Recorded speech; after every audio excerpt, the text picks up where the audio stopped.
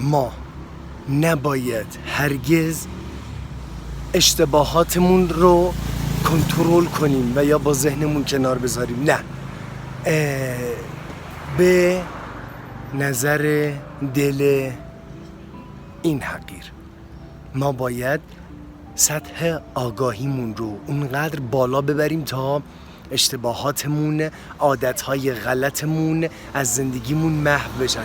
فراموش نکنید سطح آگاهی، بالا بردن سطح آگاهی خیلی مهمه واسه ما، چرا که بعضی از عادات رو با یه مثال خیلی خیلی ساده بهتون این رو خاطر نشان میکنم.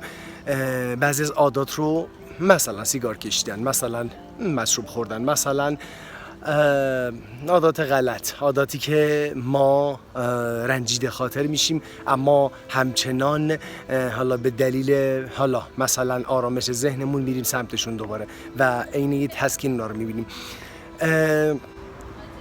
زمانی که انسان بخواد عادتی رو کنترل کنه، یعنی با ذهنش بگه خب من اراده میکنم، من با ذهنم میخوام این اشتباه غلط زندگیم رو که مثلا میدونم این عادت غلطه و مضر واسه زندگیم و سم واسه زندگیم، من با اراده و کنترل ذهنم و کنترل کردن این عادت میرم جلو. اما پس از مدتی، پس از چندی، دوباره اون شخص به اون حالت یا عادت قبلیش باز میگردد. پس ببینید عزیزان این خیلی مهمه، ما فقط باید سطح آگاهیمون رو ببریم بالا. ما نیازی نیست یه پاکن دستمون بگیریم عادات و اشتباهات غلطمون رو پاک کنیم. ذهن ما مملو از، خیلی عذر میخوام، مزخرفاتیه که جوامع توش ریختن و اصلا ما این ذهن نیستیم. اوکی؟ پس فراموش نکنید این خیلی خیلی موضوع مهمیه. اصلا نیازی نیست ما کاری رو، عادتی رو یا جلوگیری کنیم ازش یا کنترل کنیم، چون قطعاً متوجه منظورم میشید خیلی زود شخص توی یه شرایط ناهماهنگی به ظاهر و یا دشواری از زندگیش که قرار بگیره، تنها یا اولین دری که به روی خودش باز میبینه برگشتن به همون عادتشه. حالا هر چی، مثلا ارتباط با یه دوست حالا غلط میخواد باشه یا وابستگی به حالا مواد یا هر چیزی که میخواد باشه، اینا در کل بد نیستن که بنده بگم این بده اون بده. نه، هر کاری که مضر باشه و ما رو از خودمون، یعنی اصالت انسانیتمون دور بکنه، این میشه عادت غلط. اوکی؟ خیلی مهمه این نکته.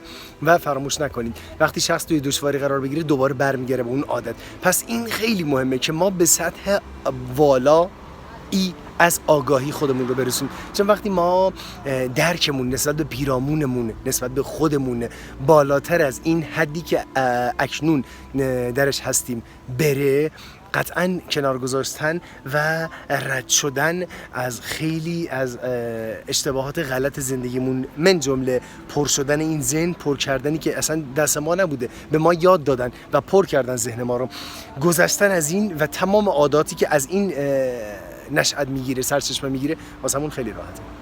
روش فکر کنیم. پس چی شد؟ کنترل نکنیم، جلوگیری نکنیم. اراده نیازی نیست بکنیم. اراده کردم فلان کارو، عادت غلط زندگیم رو فلان روز، نه. اراده، ذهن دوباره مرور میکنه. ذهن دقیقاً مثل سوشال مدیاست. دقیقاً اون چیزی رو که شما توی سوشال مدیا دنبال میکنید، سوشال مدیا هی به شما نشون میده. جهان هستی عین همینه، ذهنم عین همینه، فرق نمیکنه. ما از ابزار توی چه راهی استفاده کنیم خیلی مهمه. ما خالقیم، ما با عظمتیم. فراموش نکنید فقط سطح آگاهیمون رو ببریم بالا. ناخود آگاه علفهای هرز ذهنمون چیده میشن، خشک میشن.